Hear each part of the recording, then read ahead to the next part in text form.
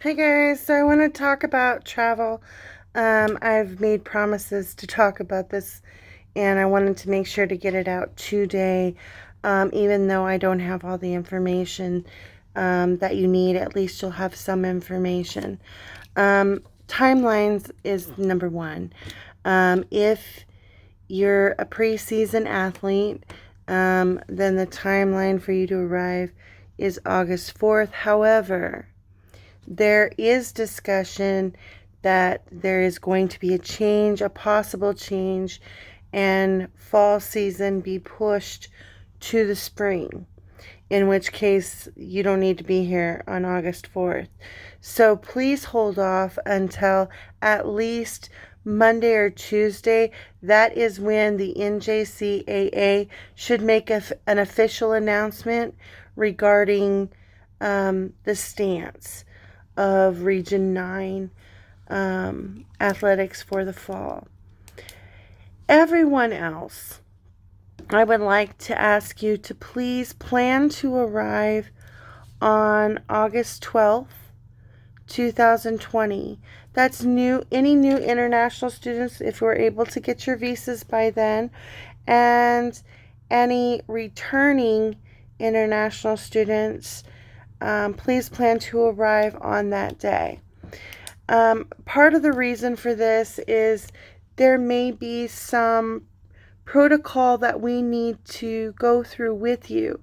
Um, it may be quarantine, it may be testing, it may be um, movement from one room to another, but it will be set up in your best interest. And that's why it gives us 4 days. 2 days before the majority of anyone else comes, but it gives us 4 days total. That we are there in the dorms and can work together to make sure that anything that we need to do protocol wise with COVID 19 to keep you and everyone else safe, we can get done. Um, so please plan on August 12th, 2020. And yes, we will work with you. Yes, we will take care of you. So please don't worry about that. But please make sure to be there at 7 p.m. August 12th, 2020. I have terrible allergies, so it's not COVID, I promise. Second thing I want to talk about is trying to get from wherever you are to here. Currently, there is a travel ban, which includes, and I butcher this every time I say it, but the Schengen area of Europe. And that includes Germany, France, Portugal, Spain, Malta, um, and Switzerland's, just a lot of the 26 countries in Europe, including most of our countries that our students are from. Um, so you can't leave, and it also includes Brazil, Iran, China. I know I'm missing somebody, and UK and Ireland. Um, so if you're from one of those places, you cannot enter directly into the United States from your home country. Um, you have to go to another country that will allow you to go in there. You need to quarantine for 14 days in that country, and then you can travel into the United States.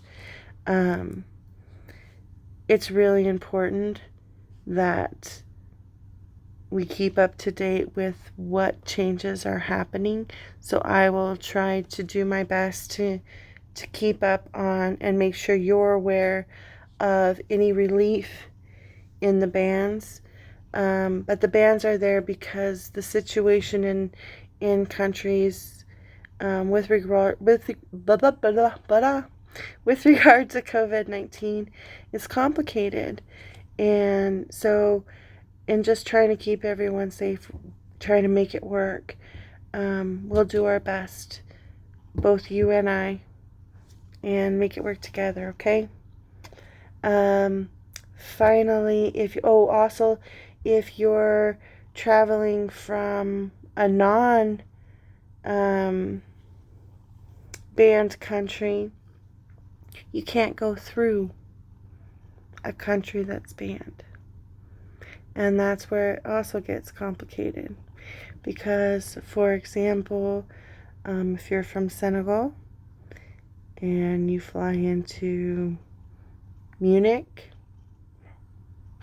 Frankfurt, Heathrow, Dublin, those are all countries with a ban.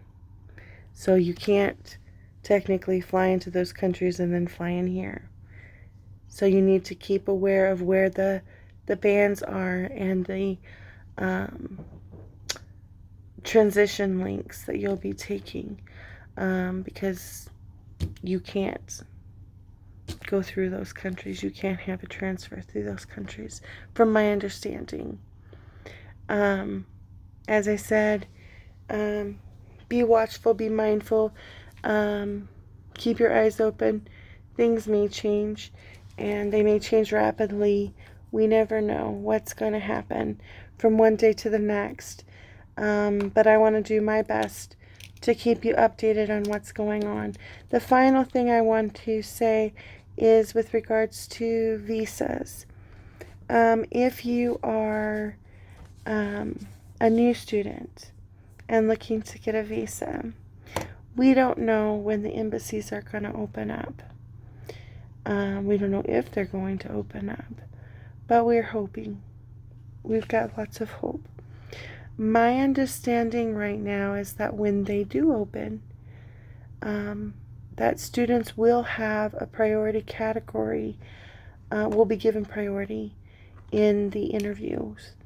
But that doesn't necessarily help if that interview is in October, because the semester's over with. In that case, I would strongly look at taking some online courses, because those will be covered by your scholarship in this situation that we're in right now, and that way you're not behind. Whether you choose to or not, that is up to you, but we want to make sure that you know what your options are. You can apply for your visa from, I believe it's mid-September, and you can come in as early as December 13th, I believe, if I remember correctly. My math is okay. And so that kind of gives you, for the spring semester. But we'll hold off, and as we get closer, if we need to issue you a new I-20 for the spring semester, we can do that. I don't want you to be concerned or worried about that. It may mean an extra semester in your home country, and that may change the dynamics of things.